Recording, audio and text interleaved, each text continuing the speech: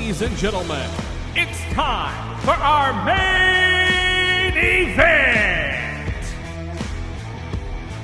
Hosted by Eric McMahon, it's Cageside with Jon Morgan!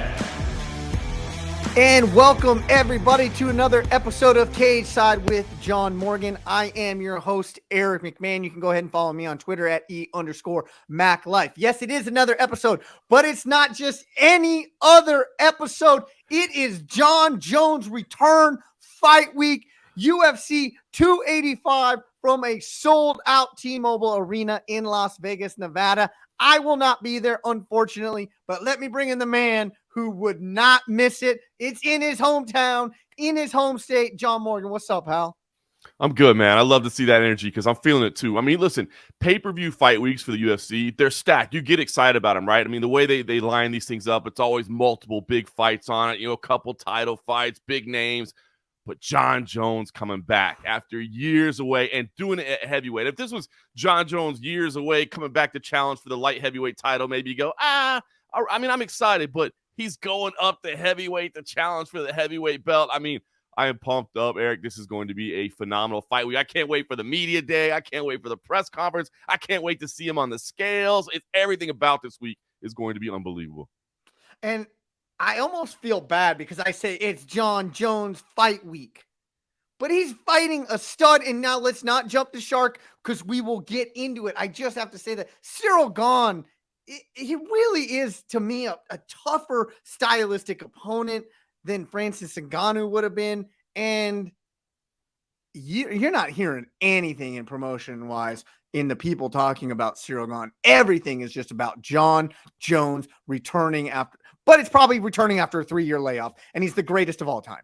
Yeah, that's what I was going to say. I mean, at the end of the day, you're right. It is leaning more on Jon Jones, but we are talking about the greatest of all time. At least personally, in my book, he's the GOAT. And now, I mean, if he comes up and wins at heavyweight, I don't see how that would even be an argument anymore. So you feel bad. You're right. Ciryl Gane isn't getting maybe as much respect as he should. I mean, I think that'll change a little bit this week. They'll both be in Vegas. They'll both be getting the camera time and that sort of thing. But you just got to understand. I mean, all the question marks, all the what ifs, all the things we don't know are all centering around Jon Jones. And that's what makes it, so much of the hot topic of discussion.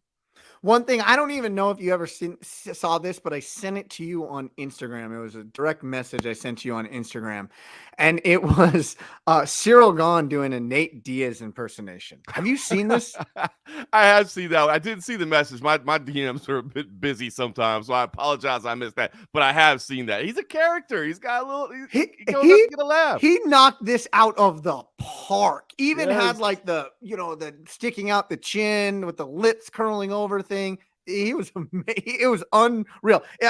Everybody go out. I couldn't even tell you how to find it. I just was scrolling through and it made me laugh for 5 minutes. I watched it over and over again. I sent it to a bunch of friends, Jon Morgan included, who didn't watch it.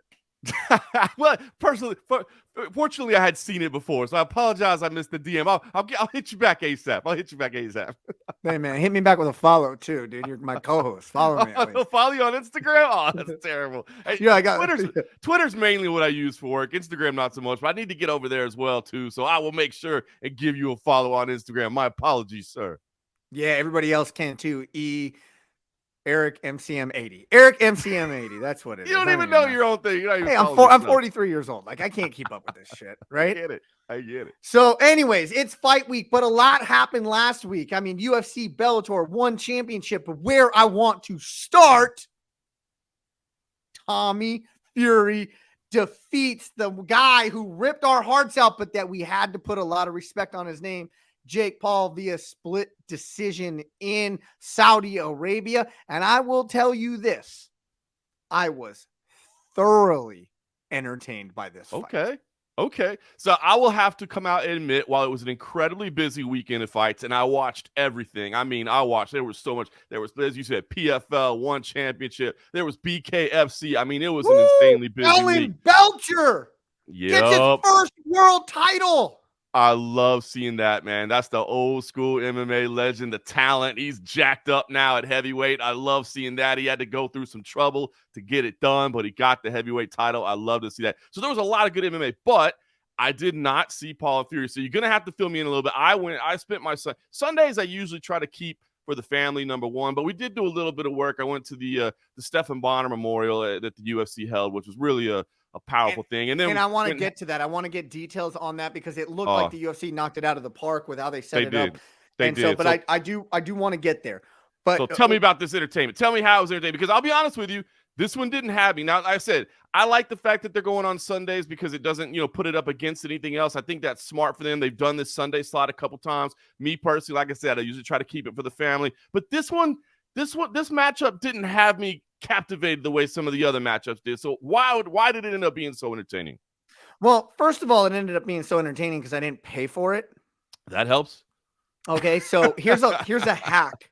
Here is a hack for anybody that wants to watch a pay-per-view. Careful, this is being broadcast to the world.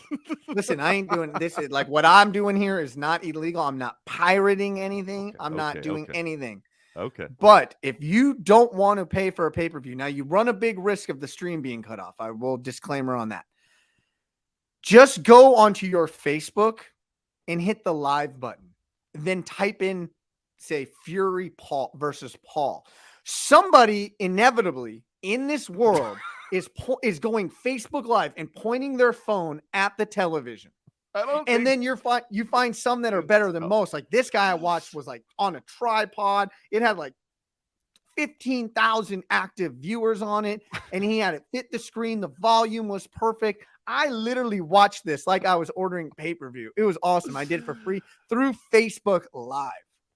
I don't think you're supposed to say any of that. So what you're saying is don't illegally pirate it, but support somebody that is.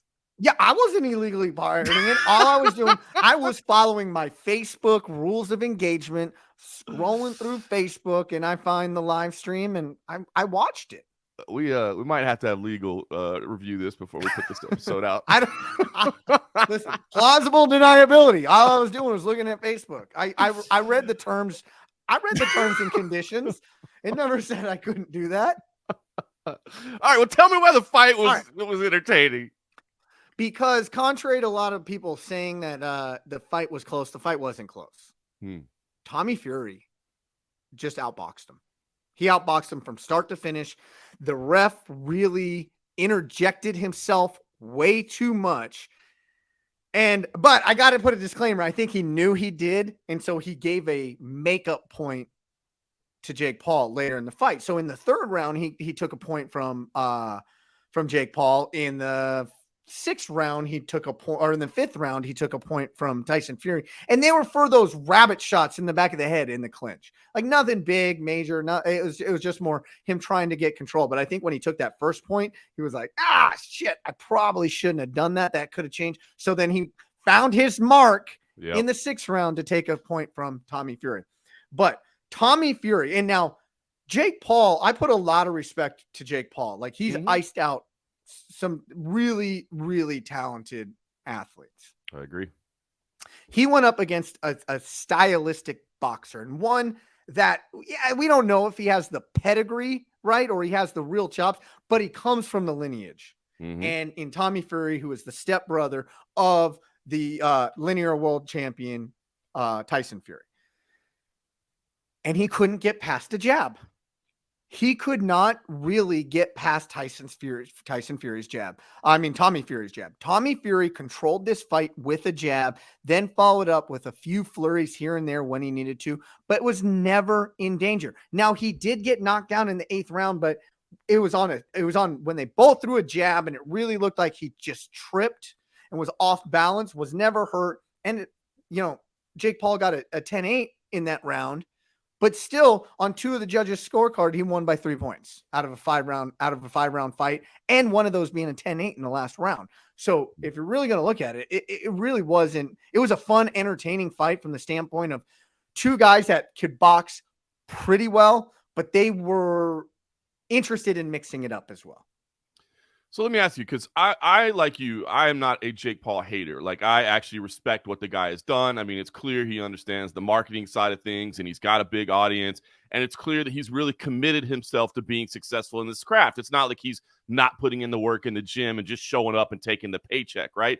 Now, you can criticize certainly for the matchups he's had to this point, but they've been smart. I mean, as we've talked about before, nobody early in their career is facing the absolute best boxers. That's or the name of best the mixed martial game. arts. That's what you do. You build up your record in boxing. So I have not been the hater. But as I said, there have been some matchups that spoke to me more than other matchups, some that I really wanted to see. And this one just didn't speak to me as much. So I guess what I want to know from you is, being entertained by this, watching this, are you excited for the next Jake Paul matchup? They're talking about maybe a rematch. Is that something one you see? Or is seeing him lose and seeing, maybe that he hasn't progressed as far as we thought he was against a traditional boxer, has that kind of spoiled your interest in seeing what he does next? Yes and no. Here's why. One, I think Jake Paul, love him or hate him, is captivating. The Paul brothers. I mean, what his brother is doing in the WWE is just captivating. What Jake Paul is doing in boxing is captivating, right? So from that aspect, I want to watch him. From the other aspect, I want to watch him is, and I was kind of got interested in this fight, and I've said it before, he telegraphs this overhand right from left field, and it seemed to hit not only Anderson Silva, it hit, Ben Askren. It hit Tyrone Woodley. It hit Nate, who was it? Nate, the basketball player, Nate somebody. Yep. It hit everybody, even though so telegraphed. It did not hit Tommy Fury. It didn't hit him. Now, it may have clipped him a few times. He never landed. He landed a couple nice flush left hooks, but he never got to uncork that shot because it was always coming after a stiff jab that just ate, Jake Paul's lunch repeatedly. But I am interested in Jake Paul, not because I like his antics. It's because I respect it on one level. And then I also respect a guy who, love him or hate him, I could go in today without training and amass a 15-0 boxing record. I could do that today. It's because just the way boxing is. But you know what? This guy is putting his nuts on the line in front of millions of people against maybe not the greatest boxers, but against high-level athletes. And for that, I respect the crap out of him. And I'm interested to see where this one loss, what it does to him, and then where it will take him, because he was nothing but class and defeat. He says, don't judge me off my victories, judge me off my defeats. You will see me get back in the gym. You will see me work harder, and I'll be better next time. And, he came out after the fact, said he was sick a couple times through camp, had a shoulder injury, blah, blah, blah, blah, blah. That's standard. But in the moment, in that interview, he owned it. He goes, Tommy Fury won it fair and square. Don't judge me off my victories. Judge me off this loss. I will be better. And nothing but respect for Jake Paul. I love it. I love it. I see where you're going with that. And I think, again, I think it'll matter who he faces next. I'm not totally writing the kid off and saying I want to watch him all, because you're right. There's a certain level of show that just comes along with the Jake Paul fight that's kind of fun to tune into sometimes when he has those right matchups. So I think that'll be really important for them, is who they decide to go after next. In speaking to the record, it is worth pointing out, Tommy Fury, a lot of people were pointing this out ahead of time. But did you see the guys that he fought before this fight? He only had two opponents with a winning record. Dude, he fought a 10-102 guy, an 0-26 guy, a 2-26 guy, an 0-11 guy, an 0-9 guy. I mean, it's unbelievable. So yeah, take that criticism of Jake Paul out of here, because that is the name of the game in boxing. But look, Jake Paul takes a loss here, and I guess we see what he does next. Is the rematch the one that interests you most, or do you think he's better served? Like, this is just a fight that you're not going to win, Jake Paul. Go find somebody else. I want to see, and I think this would be the only time Jake Paul is not the heel. I want to see Jake Paul just start unloading on Dylan Dennis in the media and set up a boxing match. Dylan Dennis probably will not show up, because he's been booked a lot and doesn't show up, especially against KSI just recently. But imagine what that would do with the hardcore combat sports guys. We would all buy that fight.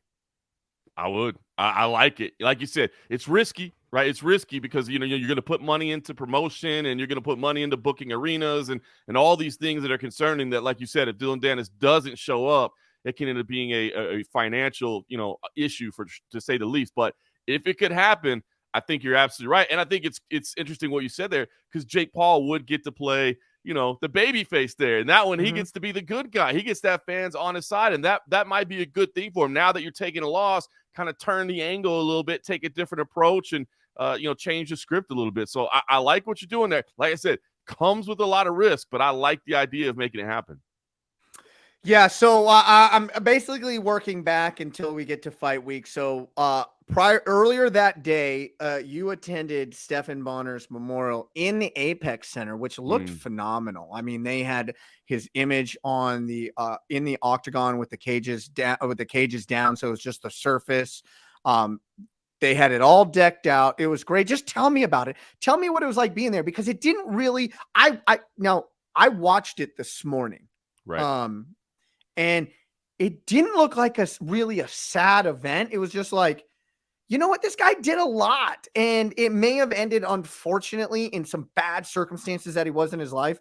But what he meant to we would not be doing this today if it wasn't for Stephan Bonnar. Let's just be realistic from it. And from that standpoint, it really kind of was like a sad but yet uplifting event. Yeah, and it was labeled as a celebration of life, right? So that was the idea, was let's celebrate, let's remember the good times and that sort of thing. But I mean, obviously you're talking about someone's passing. There's a little bit of sadness to it. And it was wild, man. I knew I was going to get emotional to some degree, but man, I started tearing up as soon as I walked inside the Apex, because as you said, they had his images up everywhere, and they had these amazing photos, and you saw all those the white flowers that they had all on the octagon. Well, they had a whole bunch of them right next to, there's that wall in the Apex where all the Ultimate Fighter jerseys on, and right next to the first one, it had this overflowing waterfall, these white flowers. And I got emotional right away, because Stephan Bonnar was just a good dude, number one. I mean, to be around him and the energy that he had was always something that was entertaining, right? But what he really meant to the sport was something incredible. And it was so amazing, to hear Dana White even tell it, not minimizing the importance of what that fight meant with Forrest Griffin and where the sport was at the time. And, it was wild. And, I brought my wife and son with me, and I kind of wanted my son to see the history of the sport and understand, because you want to make sure those memories don't go by. Because as time passes, people, like for my son who's about to turn 11 years old, I think it's difficult for him to understand. He sees the powerhouse that is the UFC, and to understand that not all that long ago, this sport was on the edge of going away and just not being around anymore, until the Ultimate Fighter won, and until Stephan Bonnar and Forrest Griffin put on that incredible performance. And man, it was cool to be in there. Like you said, people remembering the better times and talking about the fun stuff behind the scenes, and the crazy times on the Ultimate Fighter and everything that he meant in life. His dad was up there, which, I mean, super sad, right, for a father to have to speak about the passing of his son. So that was definitely emotional. But he talked about just kind of what a rambunctious kid Stephan was from the time he was very little. They had to take him to the doctor all the time, because he's breaking arms and breaking legs, because he was just out there doing crazy stuff, and being the American Psycho. And you had some of the Ultimate Fighter 1 cast there, which was cool to Saw see. Chris Lieben there. Chris Lieben was there, and I mean, it was a really nice. It was so cool that the UFC put it on, and it was so well done, man. It was just such a great thing, and I think it's awesome to really to memorialize these heroes. You know what I mean? Because again, the sport wouldn't be here quite possibly without that fight between Forrest Griffin and Stephan Bonnar, and to honor his passing like that was pretty amazing. And Forrest Griffin kind of opened it and closed it, and for people that maybe don't know, like Stephan's son, his name is Griffin Bonnar. He named him after him. I mean, so there's such a connection between those two. They stayed friends afterwards. But Forrest had a really powerful message for everybody, which is like, hey man, this guy was taken from us far too early. Just remember, if it can happen to him, man, it can happen to anyone. Nothing is promised. You know what I mean? So make sure you take advantage of every day around your loved ones, and celebrate it, because there's nothing guaranteed. And yeah, it was a range of emotions. It was definitely meant to be a nice, kind of uplifting remembrance of a hero, but certainly tinged with sadness as well. But I thought it was so cool that the UFC put it on, and I was honored to be there. Couple takeaways just from, I love Memorial's life, right? Because you feel like you get, like, I didn't know Stephan Bonnar, but I feel like in these celebration of life type things, you feel like you get to know a person, even though you never met him, right? And there's a couple things that, there's one thing in particular, and then another funny story I want to touch on is, I happen to think I'm a historian of mixed martial arts, right? If you tell me what happened in UFC, 100, 200, name it off, more than likely I can remember it, and then I could give a backstory to the storyline of it happened. I can do that because it's my passion.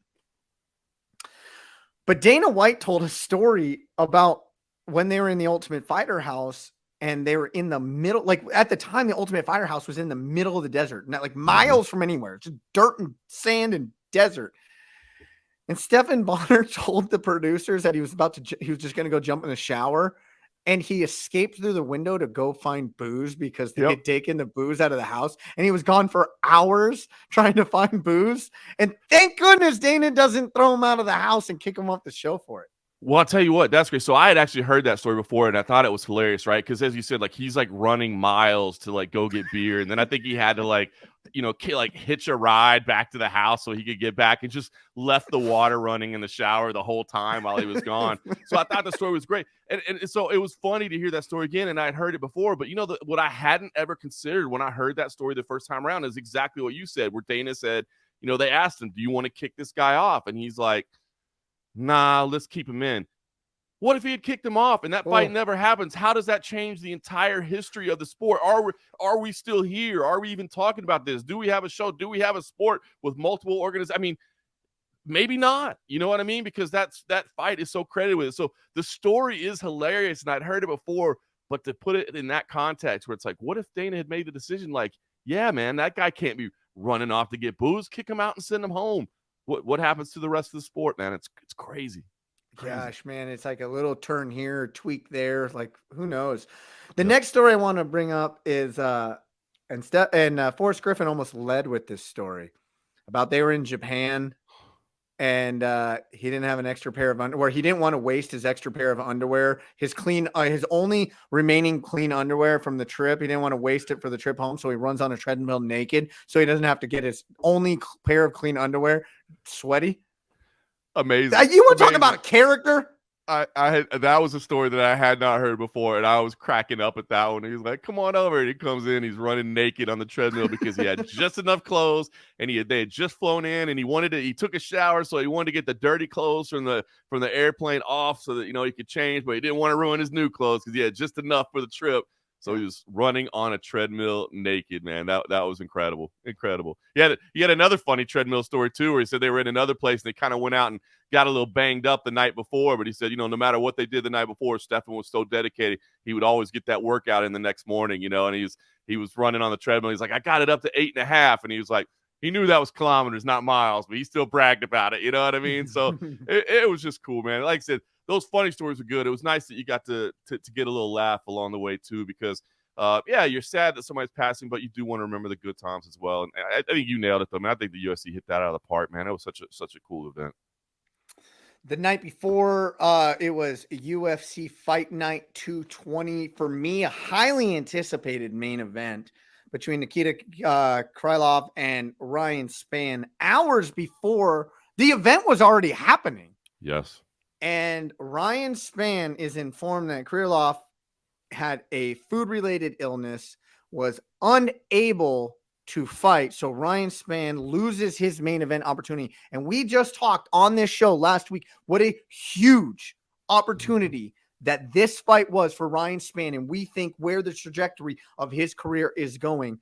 Then 10 minutes after he finds out, he is in front of a John Morgan getting asked questions in the press conference, and he hadn't even processed it. It looked like he was mentally processing it as John Morgan, as you are asking him questions, and he cannot control the emotion because he hadn't even taken the time to think about it yet. It was like, literally, it must have been like this. Fights off, go talk to the press. Yeah, that was exactly what it was. And it was pretty amazing that he did that. I respect him a lot that he would come back there and talk to us. And as he admitted, like, was kind of still processing the whole thing because it just unfolded so quickly, and that was one of the first questions I asked him, because we all found out that the fight was off, like basically at the start of the main card. It was wild because I was sitting inside the Apex and I saw referee Mark Smith coming over and talking to Bruce Buffer. And I'm like, why? There's no reason for a referee to be talking to Bruce Buffer. But they pulled out the fight card and they were looking. I'm like, uh-oh, something's not going on here. And I could kind of overhear him a little bit talking about, yeah, this fight is off, so this is going to be the new main event. And I was like, whoa. And then, so that's when they made the announcement on the broadcast as well. PR says, hey, Ryan's going to be back in the media center in 5 minutes if you want to speak to him. So I ran to the media center.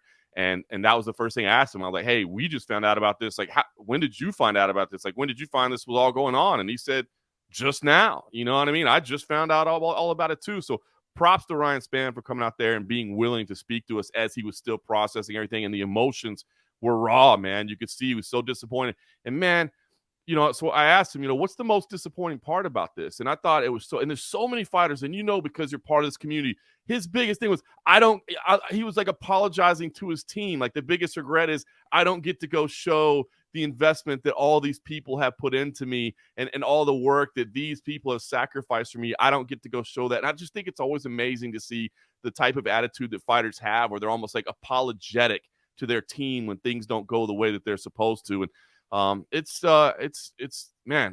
was hard to watch, but I really appreciate him being that raw and real with what he was feeling. And I really hope they can get that fight booked again quickly.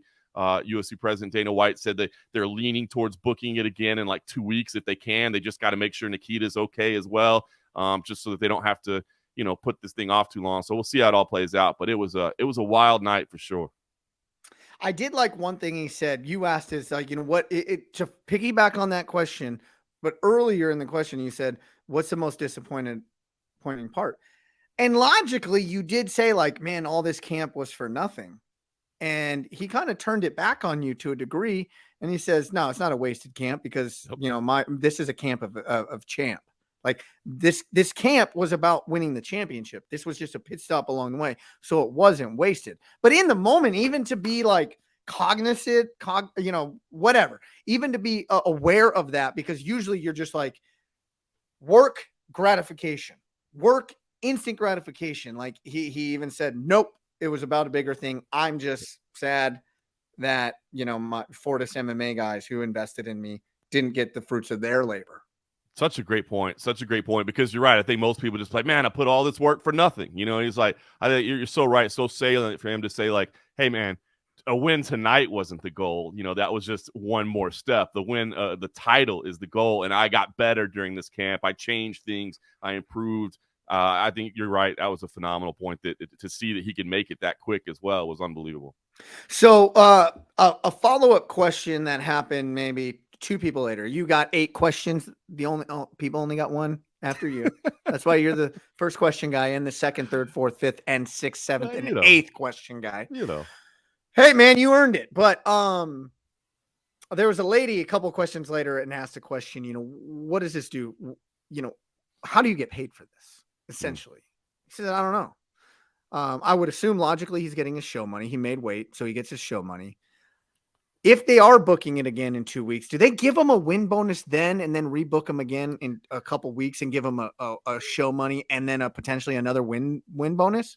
See, here's the thing about situations like that is there isn't any standard treatment. I mean, even for you, like, and I get it because that's kind of the standards. Like, well, he made weight, so he should get his show money. It's not guaranteed in the contract that it's that way. And I wish there was some standardization of it. Now, let me preface all this by saying the UFC is very fair about this. They try. I've never to do known the him right not to thing. pay somebody. Yeah, they'll pay somebody something, but I think a lot of that depends. Like, if they can get him booked in 2 weeks, you know, maybe they don't give him his full show money. Maybe they just give him enough because they realize you put in expenses for your camp. You got to get paid a little bit, you know, if you didn't fight. So maybe they give. Now, if they can't get him booked in 2 weeks and it's going to be 6 months, I think at that point they give a more sizable check. So the truth is there's no standard, and it's really about what you can negotiate. The UFC tries to be fair, but you got to go in there and you got to ask, you know, and I know that's not always the most comfortable situation for people to go in there and ask their employers for money, but fortunately, Saif Saud is his coach and manager as well. He's familiar with how the game works, and he's got great relationships with the promotion. So they'll try to make it right. But I really wish there was some kind of standardized treatment for it. That's something that, you know, if fighters did have an association, a union or whatever, they could collectively bargain a little bit where there is some kind of guaranteed treatment. We're like, hey, if my opponent falls out and it's not my fault, I should at least be guaranteed my show money, you know? So something to shoot for in the future. So during that fight card, I was playing with my kids, but I'm always checking the ESPN app to see when the fights that I really needed to see were on, right? So then I could just then put on my ESPN Plus. And so I'm just periodically checking. And then I'm like, and then it just updated main event, Brandon Allen. And I'm like, and then I couldn't find anything on Twitter about it. And then it wasn't, and then it was like another 10 minutes later where I think you put up a tweet. I really feel bad for Ryan Spann in this situation. But like in the moment, I'm like, what is going on? Because then I'm typing in key letters, Ryan Spann, UFC Fight Night, and like nothing was coming up. So it was like, I guess what they do is they say, fights off. Hey, ESPN, update your stuff. Now let's go tell. And I was like, what's going on here?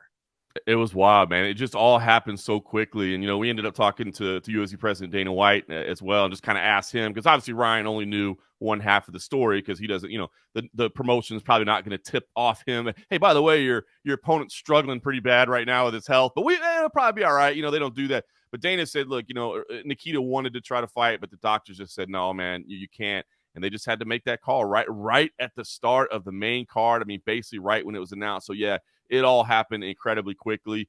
Brendan Allen, Andre Muniz thrust into the main event. That was interesting, too, because Brendan Allen turned in a phenomenal performance in their place at main event. But it was interesting because, being changed to the main event really didn't change anything, because it was on hours' notice. They didn't say, hey, can you go 5 rounds instead of 3 or anything like that. So it just meant that they were kind of the last fight of the night more than really change anything. But it was interesting to talk to him and say, did that add any nerves, add any excitement, add anything? And he said, I tried to remind myself this is exactly what we were preparing for anyway. No terms have changed. No approaches changed. We just happen to be the last fight of the night now. So, yeah, it was wild, man. For a fight card that was overall, I thought, pretty entertaining. I thought it was a pretty good night of fights. It had a little chaos to close out the evening, that's for sure. Now, shifting gears, Bellator 291, was in Dublin, Ireland. I'm going to butcher this name, but the Ukrainian soldier, Yaroslav Amosov. Did I get that right? Pretty close. Yeah, that was good. Yaroslav Amosov. All right, there we go. You say it faster and better with your great pronunciation. I apologize. But he defeats Logan Story by unanimous decision. It was not a close fight. The only 2 losses in Logan Story's career have come to Amosov. And interesting stat about this guy, 27 straight victories, which is the longest active streak amongst any competitor in any of the major organizations. Yeah. That just by chance of you not going in there and tripping and falling and doing something stupid and hurting yourself, 27 straight victories. That is an amazing statistic. It's incredible. In cage fighting. 27-0, because as you said, I don't care if it's 27 cans you faced. Like, this is the craziest sport ever, and anybody can slip on a banana peel. You know what I mean? When things can change so quick, you get caught, you zig when you should have zagged, and you get caught by one shot and it drops you. And I mean, things can just change in an instant. So to win 27 straight fights without defeat, now standing at 27-0, unbelievable. And this performance, as you said, a dominant performance over a very tough guy in Logan Storley. And then add everything else that was around it. I mean, this man has taken a year off to go help defend his homeland in the Ukraine, and just everything that was around it. I mean, some of the interviews and video packages that he did ahead of time, where it's just like how life-changing that was, where it's like, man, you think you have struggles. Like, wait till you're in the middle of a war zone trying to defend your homeland. I mean, it was just, man, so much went into this fight, and to turn in a performance like that, I mean, incredible. Yaroslav is an absolute stud. And yeah, if you didn't know the guy's name beforehand, you need to now. And I vote in the Bellator rankings panel. I moved them up to number 1 pound for pound in their rankings, because there's some great pound for pound fighters there. But as you said, to go 27-0 and close win over Logan Storley the first time around, so that's why I kind of left him behind a little bit. I had him at number 3, I think, coming into the week. But man, just to have a dominant performance against essentially the number 1 contender in the division, to be 27-0, unbelievable. And I think he's Bellator's pound for pound number 1 right now. I have no reason to disagree with the MMA Almanac, John Morgan. But all right, I tried to speed race through this. It didn't really happen, just because I can talk any MMA anytime. But I'm not going to do my Bruce Buffer here. It's time. I'm not going to do it. It's time, though. Jon Jones and Ciryl Gane. Fight week, UFC 285, T-Mobile Arena, sold out, Las Vegas, Nevada. I am pumped for it. We're going to hold off on talking about Jon Jones in the main event because off air, I brought up a little bit of a number here. Bo Nickel on the main card over Jamie Pickett. We talked about, does Bo Nickel deserve the main card? Does he not? Hell yes, he does. Right? In my opinion. Anybody saying differently is a freaking idiot. But Bo Nickel in only 3 MMA fights, making his UFC debut on the main card, sold out, T-Mobile Arena, Las Vegas, Nevada, over against a 6-fight UFC veteran in Jamie Pickett, is a minus 1,800 favorite. We just said anybody could step on a banana peel. Take Jamie Pickett. Unbelievable, man. Those odds are crazy. I mean, that's some of the highest odds I've ever seen on any MMA fight ever. And I think it just goes to show you the respect that a lot of people do have for Bo Nickel, the hype that is around him. But yeah, man, anything can happen. Now listen, this Bo Nickel character is something, man. The wrestling that he has, the skills that he has is unbelievable. The confidence that he has is unbelievable. And then you may say, well, but it's going to be a sold-out arena in Las Vegas. The guy's fought in front of sold-out arenas. Well, not fought, but he's wrestled in front of sold-out arenas, right? So it's not as if the moment is going to get to him. I mean, this dude is a different cat, both physically and mentally. However, this sport is wild. That's a lot of money to be laying down. If you got that kind of money to lay down, go for it. But, I mean, if you're going to throw a couple bucks down just to have some fun, you got to throw it on the underdog at those odds, right? Okay, in perspective, just to put this in perspective of how wild these odds are. To make $100, you have to lay down $1,800 to win 100. That's crazy. I ain't got that kind of money. I'm not doing that. No. Even if you say, and that's the whole thing is sometimes you'll get people that'll take these big bets, right? Because they'll be like, that's guaranteed easy money. Like I'll lay those crazy odds because it's a guaranteed victory. But I'm just here to tell you, in mixed martial arts, maybe it's a 95% victory, but I just don't think there's anything as a sure thing in mixed martial arts. And so, man, while I certainly believe Bo Nickel has everything it takes to win this fight and to be dominant in the UFC, laying $1,800 to win $100 on any MMA fight at any level seems crazy to me. Bo Nickel can get food poisoning just like Krylov did. Anything can happen. I mean, you're 100% right. What's going on in here? You never know. Is he nursing some kind of injury that he felt pretty good about and thought he could compete with, but then he goes out there and it's worse than he thought it would, but he didn't want to pull out of the fight because it was a main card appearance in his first UFC paper. You just never know. There's all these circumstances. It's insane. It just seems insane to me. Again, and I'm not criticizing Bo Nickel. This dude looks like the real deal to me. I'm just saying, that's what we love about mixed martial arts is legit. Anything can happen.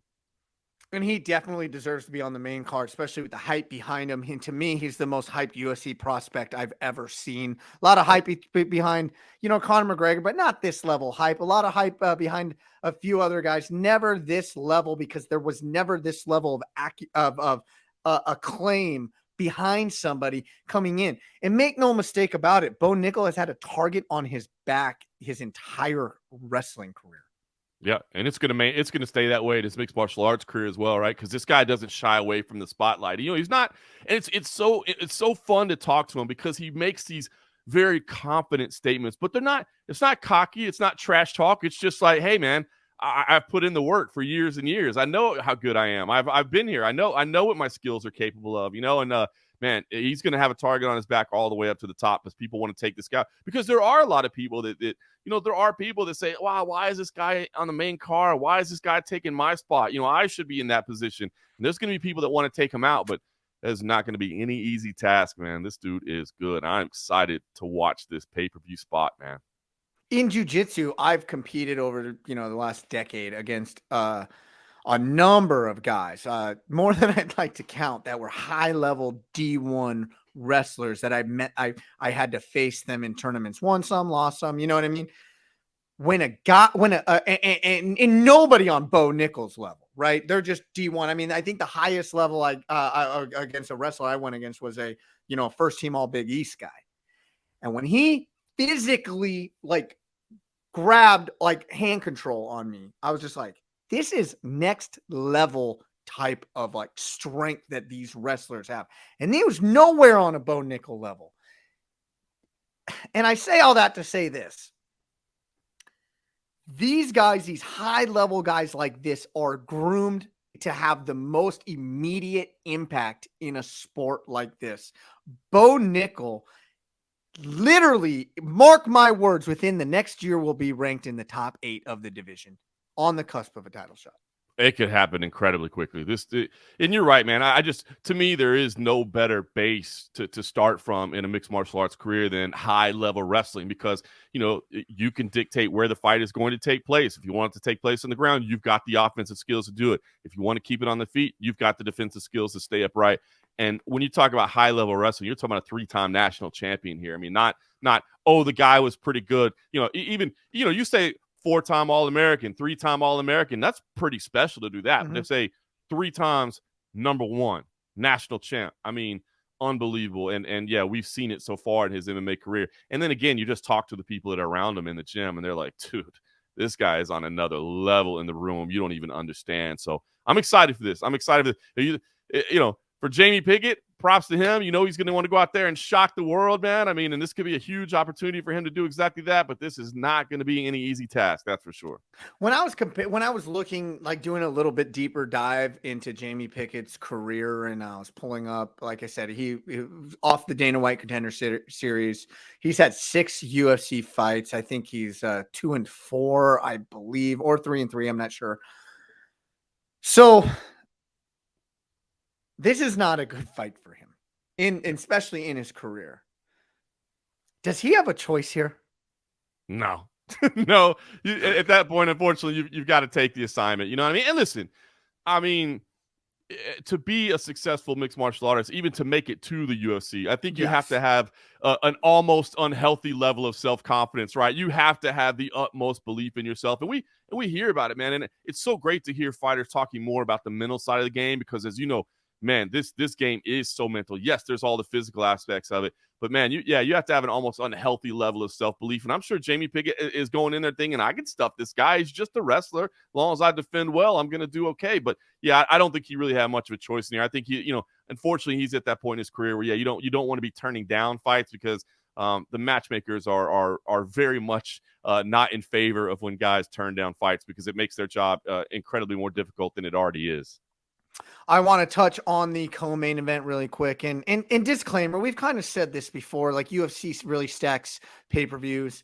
This one, not so much, right? Top to bottom, it's not one of the ones. But guess what? It doesn't need it, right? There's so much. And we always said that, like, Jon Jones does not need a strong undercard to him. But with that being said, it's not the best pay-per-view card of the year by any means. It's not the best overall card of the year, but I will say, for hardcore fans like ourselves, Mateusz Gamrot versus Jalen Turner looks like should be a lot of fun. Shavkat Rakhmonov, a lot of people believe this dude is every bit the part of future champion as well, and he's facing Jeff Neal. So, exactly, right? So you're seeing some meaningful fights. I think you're going to see some, those are both, ranked top 10 ranked opponents in each of those matchups. But as far as, the casual going, I'm definitely buying that pay-per-view because I want to see Mateusz Gamrot, or I definitely want to see Shavkat Rakhmonov. Yeah, you're right. To the casual fan, I think they'll be like, but I think the matchups are all going to be very entertaining. And I think they're all going to be very impactful. But as you said, when you got Jon Jones on top, it's kind of like, Jon Jones is kind of like a Conor McGregor. You see Conor McGregor at the top of the bill,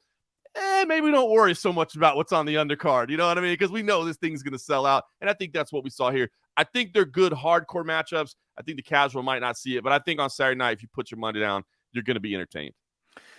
Valentina Shevchenko -670 favorite over Alexa Grasso. Does Grasso have a more than a puncher's chance in this?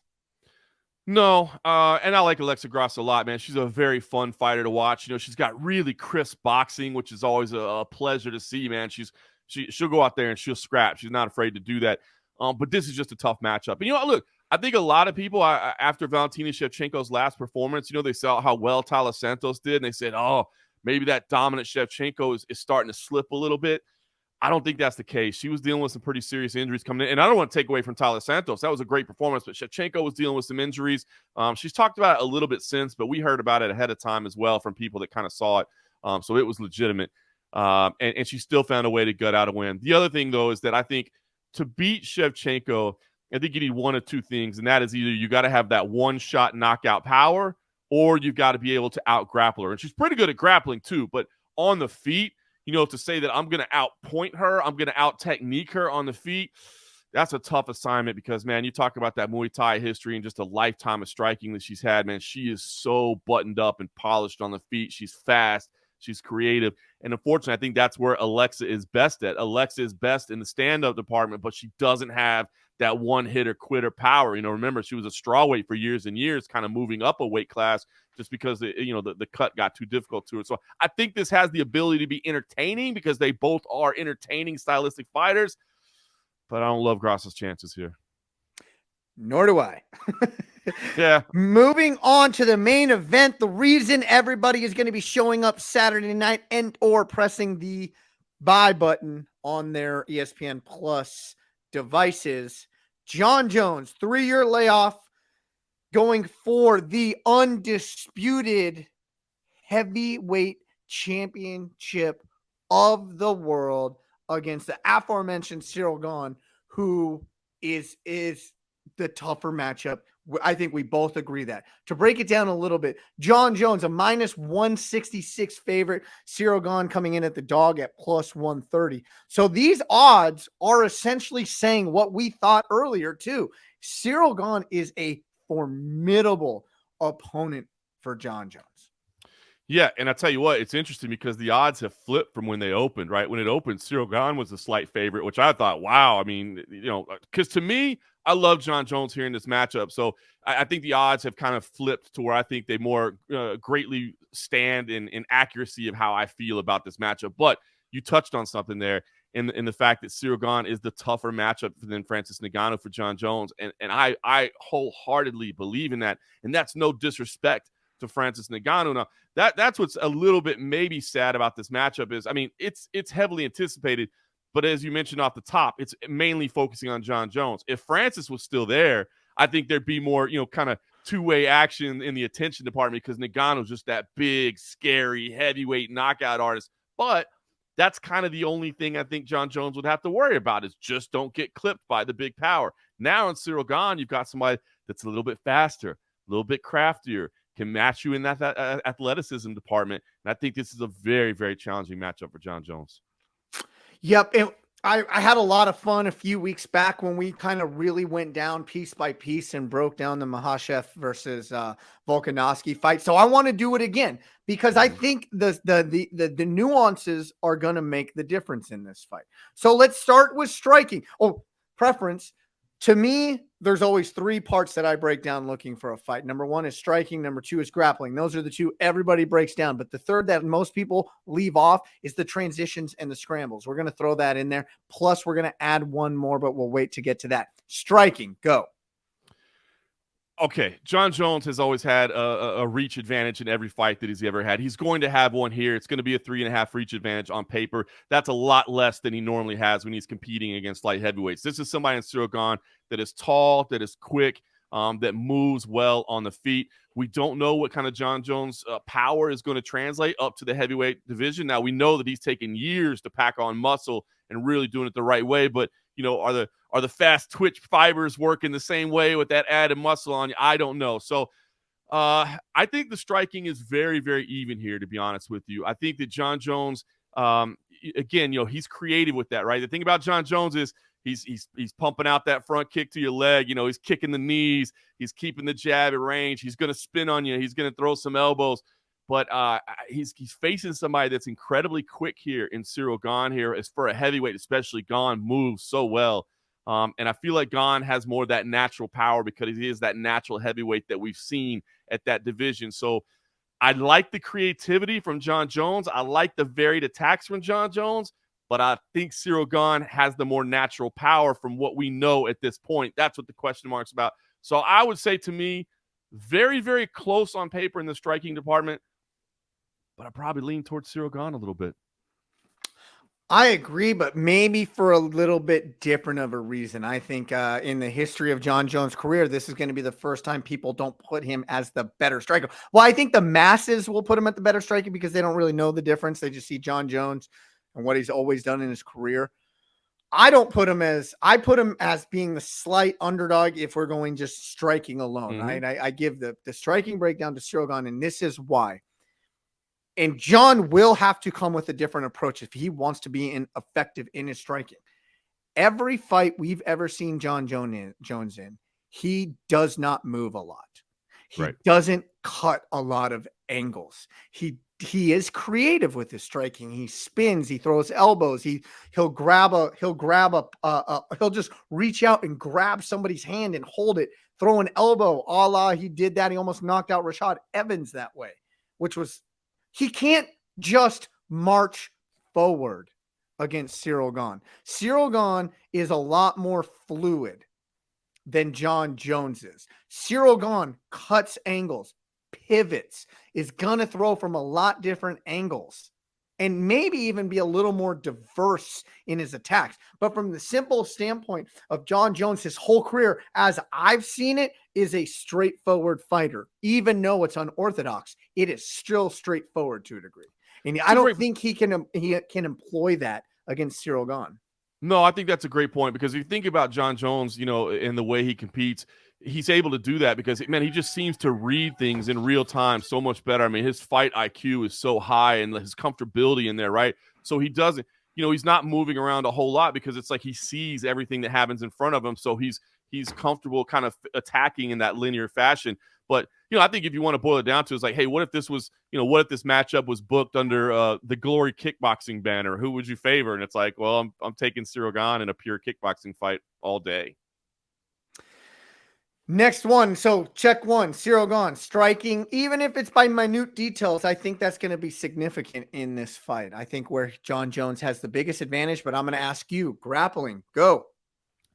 I mean, you got to go Jon Jones here. Not to oversimplify things, but Jon Jones has shown incredible grappling throughout his career. And it's a type of grappling I think can be very effective in this matchup because it's not he has to power double through you, right? Because, again, we don't know what Jon Jones is at heavyweight. We know that he's packed on the muscle. We know it's not that he's just a light heavyweight that's not cutting, right? Like he's actually added muscle to his frame, but we haven't seen it perform, which was what makes this so intriguing. But Jon Jones' takedown game and his grappling game has never been about overwhelming you with power. It's the fact that he gets into the clinch, runs through the single leg, looks for the trips, all these different things, and is able to work takedowns like that, which I think he's still going to be able to do because takedowns like that really have more to do with technique than just pure power, like maybe just blast doubling through somebody. So I like the grappling here. And once Jon Jones is on top of you, that is where he is scary as can be. The ground and pound, the nasty elbows, the viciousness that he has from there, that's going to be really tough for Ciryl Gane to get out of. And,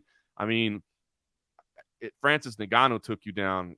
Jon Jones is going to take you down. I'm just saying. So, heavy favor in Jon Jones for me in this department.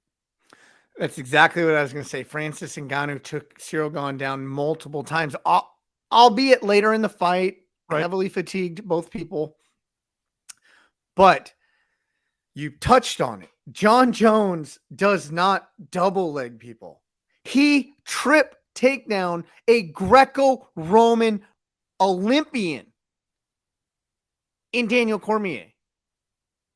And everybody said that could not happen. And Jon Jones did it multiple times across a few fights and made it look easy to a degree. The talent level of Jon Jones. And let's not forget, Jon Jones was a collegiate wrestler.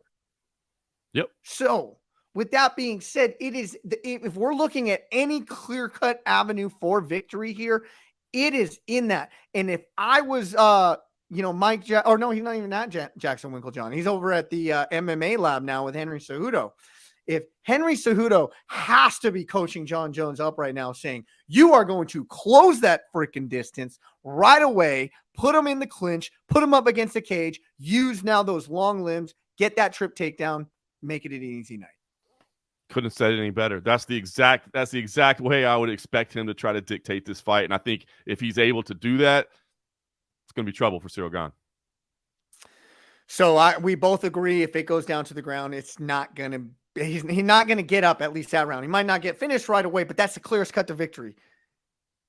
This one's not as clear cut, but to me, it still heavily favors Jon Jones, the scrambling and the transition aspects. And I say Jon Jones because, he's been wrestling all his life. That's what wrestlers do. They transition, they scramble. It's inherent at that point. You don't have to learn it. Go. Yeah. I completely agree with you there. I hate to almost kind of rinse and repeat the discussion we just had, but I mean, what did we say? The takedown, we favor Jon Jones so much because it's not based on power. It's based on technique and his awareness. And I think that favors in the scrambling as well. Now, again, the only question may be, does that body still move the same way with all this added muscle on it, right? I mean, you've packed on power. You said, look, I'm doing this right. I'm putting muscle on my frame.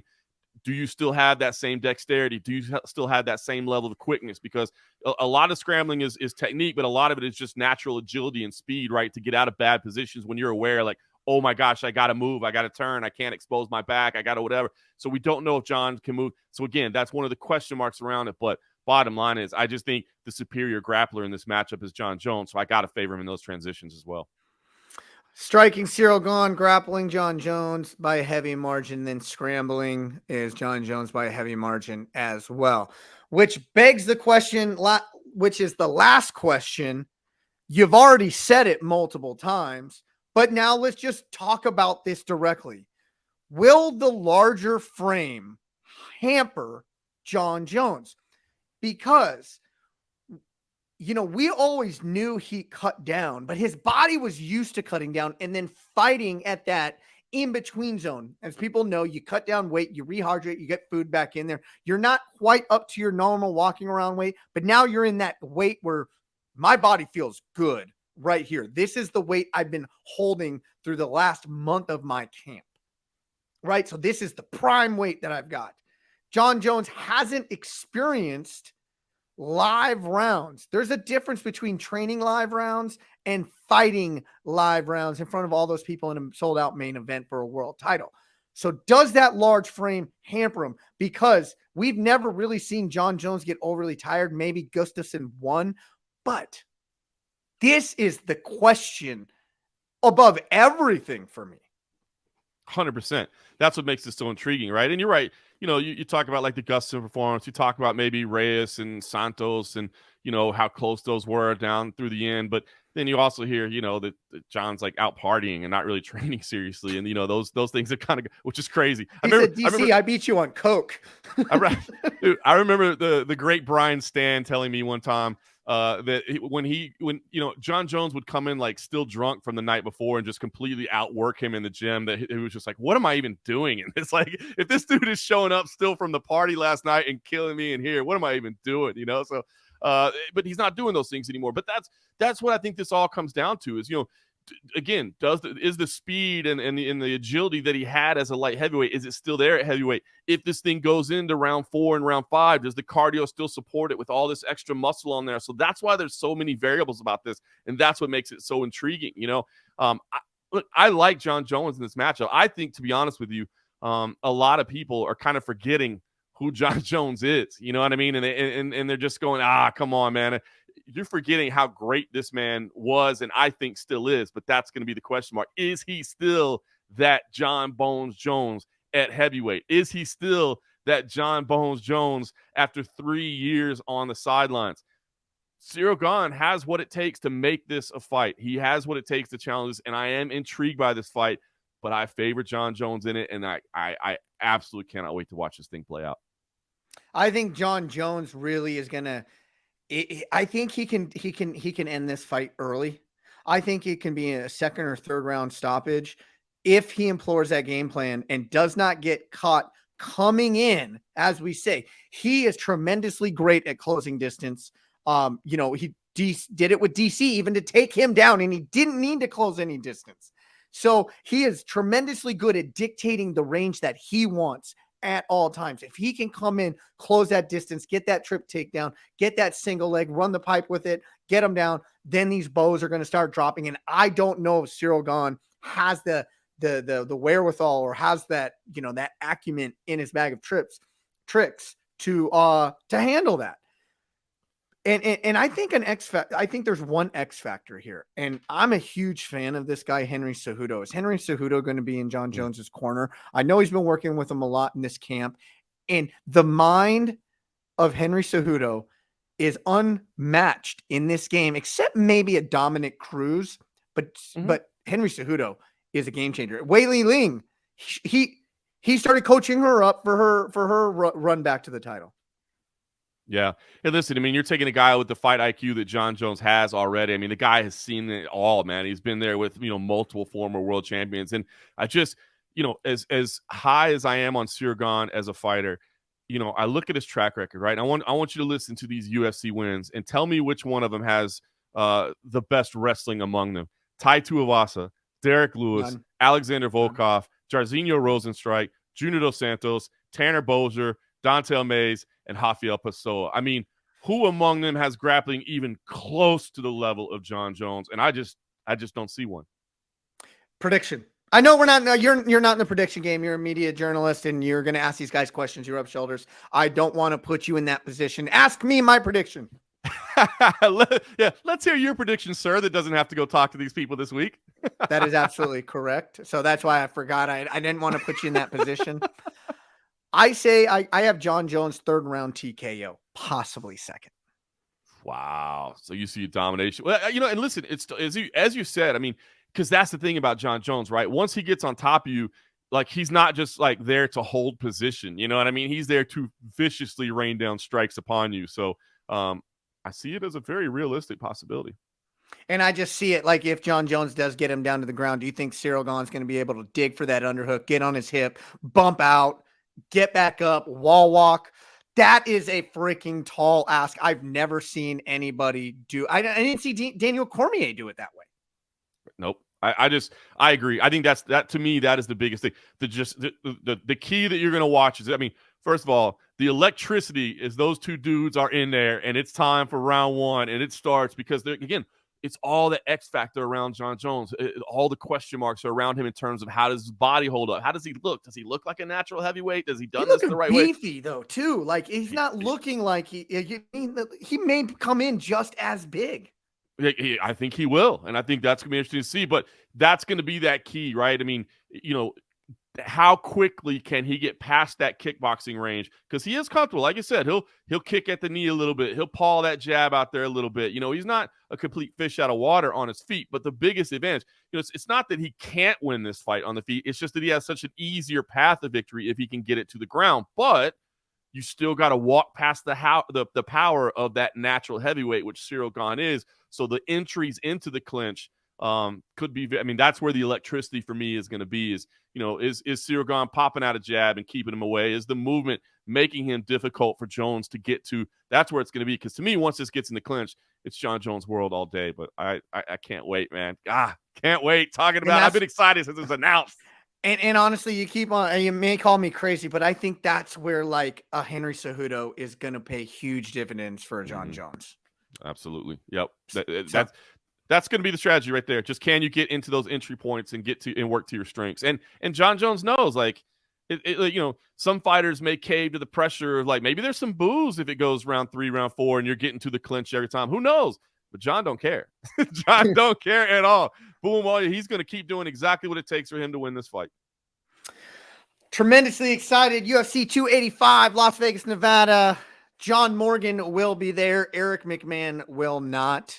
Maybe I get up on that high media credential list here sometime soon. Aside from Jon Jones fight week, which I'm sure you got a lot of things to do. UFC 285 this Saturday. Anything fun and exciting outside of the obvious? Yeah, no, I mean, obviously UFC 285 will be fun. I'm actually on the mic for Tough Enough, a long-time Las Vegas-based organization, on Friday night. So I get to add that into my UFC 285 Fight Week festivities, and that just kicks off a great stretch in March, man. So busy. Got a bunch of commentary gigs in Canada and Colombia with CFFC as well. So it's going to be a fun month, a busy month, but a fun month for sure. I think everybody in the combat sports world is tremendously pumped, myself and you included. Well, with that, go back, check us out in the archives if you want to hear any of the past discussion that we had. Follow John Morgan on Twitter, JohnMorgan_MMA. He will be dropping tons of sound bites this week from Fight Week on his Twitter. He also writing for mixedmartialarts.com, The Underground. You can also read that on sportsillustrated.com.